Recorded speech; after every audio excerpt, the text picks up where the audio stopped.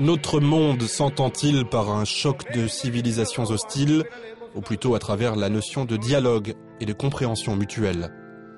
La République caspienne d'Azerbaïdjan, elle, revendique l'image d'une société multiculturelle, dans laquelle toutes les religions coexistent pacifiquement, alors que l'Europe traverse une crise identitaire et qu'elle peine à savoir si ses propres tentatives pour promouvoir la diversité culturelle sont ou non dans l'impasse.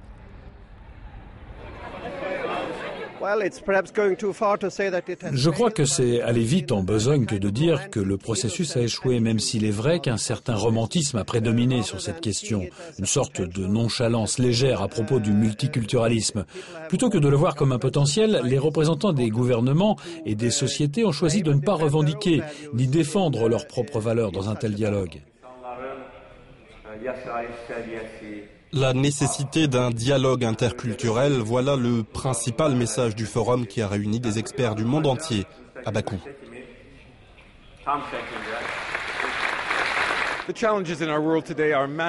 Les défis du monde actuel sont multiples.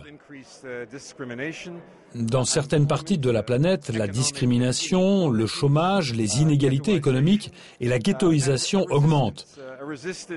On observe par ailleurs une résistance aux principes fondamentaux du vivre ensemble. Et c'est le défi fondamental de notre monde d'aujourd'hui. Comment pouvons-nous créer une base de principes communs, de valeurs communes et une façon de nous comprendre les uns et les autres pour vivre en harmonie à travers le monde? Loin d'une coexistence harmonieuse, ces dernières années ont été marquées par une escalade de la violence, conséquence de l'échec des politiques et des leaders religieux à promouvoir le dialogue, estiment nombre d'invités du forum. Pour lutter contre toutes sortes d'extrémismes, qu'ils viennent de l'Est, de l'Ouest, du Sud ou du Nord, et travailler sur les principes humains qui contribuent à harmoniser la famille, je pense qu'il nous faudrait diffuser ce discours au moyen de programmes dans les écoles, à travers les médias, par le biais de forums culturels, des religions aussi, dans les synagogues, les églises et les mosquées, partout. Donc on commence par éduquer nos enfants, on leur apprend à respecter l'autre, c'est normalement le devoir des femmes, et après celui de l'école. Mais les politiques aussi ont un rôle important. Vous savez, normalement un bon politicien, c'est celui qui devance l'événement, pas celui qui surfe sur la vague et qui l'accompagne. Au lieu d'avoir cette politique xénophobe, on devrait au contraire montrer l'exemple et avoir des signes d'ouverture. Et c'est le contraire qu'on est en train de faire, et dans toute l'Europe, sauf à Bakou aujourd'hui. Le rôle des femmes et leur statut dans la société est un autre thème majeur du forum hébergé par l'un des premiers pays, et le premier pays musulman, à avoir accordé le droit de vote aux femmes.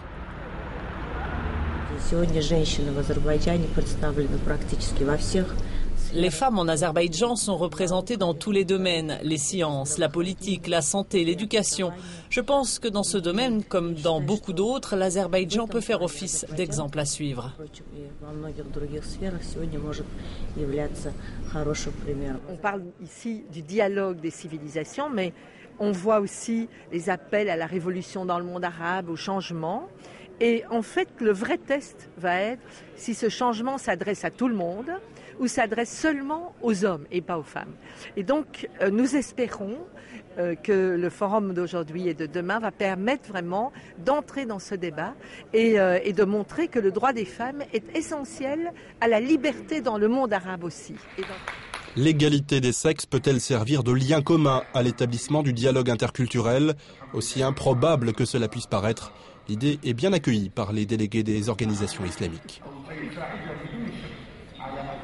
Nous ne pouvons pas marcher avec une seule jambe. Nous avons besoin des deux jambes. Les hommes et les femmes doivent jouir des mêmes droits, du droit de participer à la construction de leur société. Et ce n'est rien d'autre, après tout, qu'une question de dignité humaine. Nous sommes tous humains, il n'y a pas de division dans l'humanité. Et même si les mots ne sont que rarement suivis des faits, la prédisposition au dialogue et à l'écoute sont des pistes plutôt encourageantes pour obtenir les résultats escomptés.